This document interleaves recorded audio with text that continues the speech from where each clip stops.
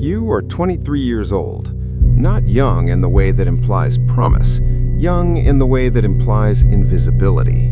You exist in the margins of rooms, in the pauses between conversations. You have spent your entire life feeling like a ghost who accidentally received a body.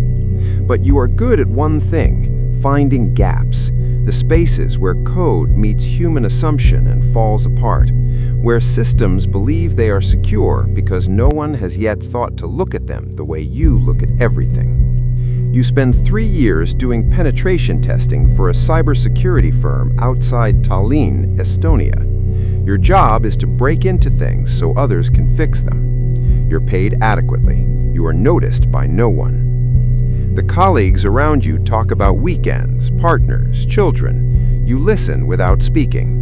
You have learned that most people don't want responses, they want witnesses. So you witness, and when they leave, you return to your screen. Your supervisor calls your work thorough. This is the highest compliment he gives anyone. You receive adequate raises at adequate intervals. This suits you in ways you don't fully understand. Then one Tuesday, your supervisor tells you the firm has lost its primary contract. A competitor in Helsinki underbid by 40%. Everyone is let go. The fluorescent lights continue to hum. You walk out with 4 months of severance and a cardboard box containing nothing of sentimental value.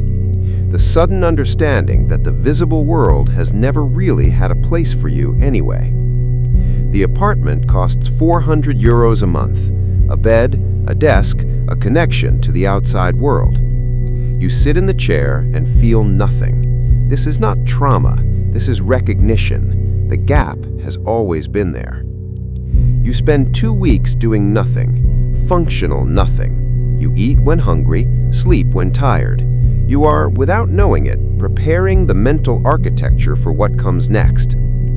The 3rd week, you start reading forums, the dark web, what the media calls it in tones that suggest monsters lurking in digital caves. The reality is less dramatic, mostly broken infrastructure, markets that crash. You read about a marketplace that processed $40 million before Dutch law enforcement pulled it offline. You find the post-mortem. 11 separate points of failure. You count them on your fingers. 11 ways they died. You could have fixed every single one. That is the moment. Not dramatic, not violent, just a door opening in a room you didn't know existed. The skills that made you invisible could make you untouchable. You open your laptop. The Tallinn winter is black outside. You start building. You don't start with ambition. Ambition is how people fail. You start with correctness, a redundant communication layer. You design it assuming everything is compromised, every node, every connection, yourself. This paranoia is not a flaw, it is the founding principle. You build systems that assume they are being infiltrated, architecture that can survive its own architect disappearing. Within 4 months, a working prototype. You test it by attacking it yourself. You find vulnerabilities. You fix them. You test until you cannot break your own creation. Within 6 months, 50 vendors, refugees from collapsed platforms, professionals tired of amateur infrastructure. You take 2% commission. You provide infrastructure, reliability, trust. Trust is the rarest commodity in a market that runs on reputation and fear. Trust is the gap you were born to fill. The first year is technical. Sleep happens between server alerts. Your circadian rhythm reorganizes around database integrity. Only uptime percentages matter. December 24th, Christmas Eve. The city is decorated, lights reflecting off snow through your curtains. You haven't left the apartment in 6 days. Somewhere, your mother prepares a dinner you cannot attend. At 11:47 p.m., 13 minutes before Christmas, your monitoring system screams, a flat, continuous tone, critical failure. Node 7 in Romania goes offline.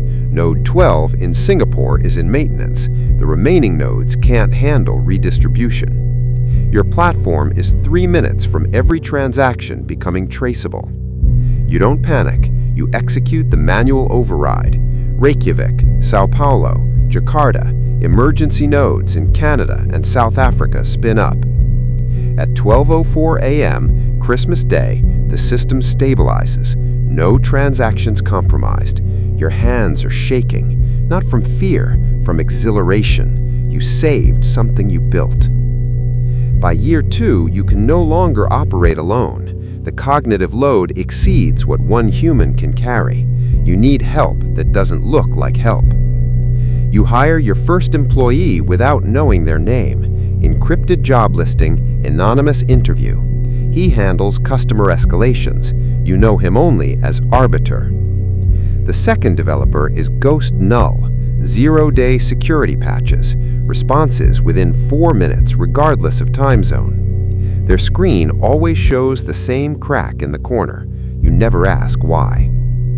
The onboarding manager uses vintage coding fonts, IBM Plex Mono. Every communication precise and elegant. You call them serif in your documentation. The auditor reviews financial flows, identifies wallets attracting chain analysis attention. His screen always shows calculators running in the background, a nervous tick digitally expressed. You trust them operationally, but not personally. Compartmentalization. No one knows the full architecture. The machine functions because no single point of failure exists. The moral question arrives in year 3. A vendor applies for a listing in a category you kept empty. Not drugs, not documents, not weapons, something else. Children. You reject it within 30 seconds, and then you sit with the fact that someone believed your platform was appropriate for it. You spend a week building filters, manual review, reporting protocols to an independent watchdog. You draw a line and build infrastructure around it.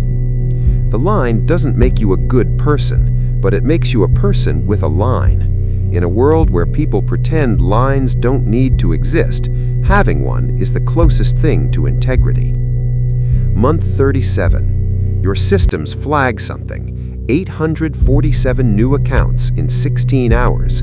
They appear legitimate individually, but something feels wrong. You analyze until 3 a.m. The pattern emerges. Behavioral timing synchronized too consistently for humans. Someone has flooded your network with fake nodes, a Sybil attack. The goal is clear. Establish fake reputation, manipulate reviews, discredit legitimate vendors. The attack is elegant. It is also beatable. You build a behavioral analysis tool in 48 hours. Humans are inconsistent. Machines pretending to be humans are consistent in their inconsistency.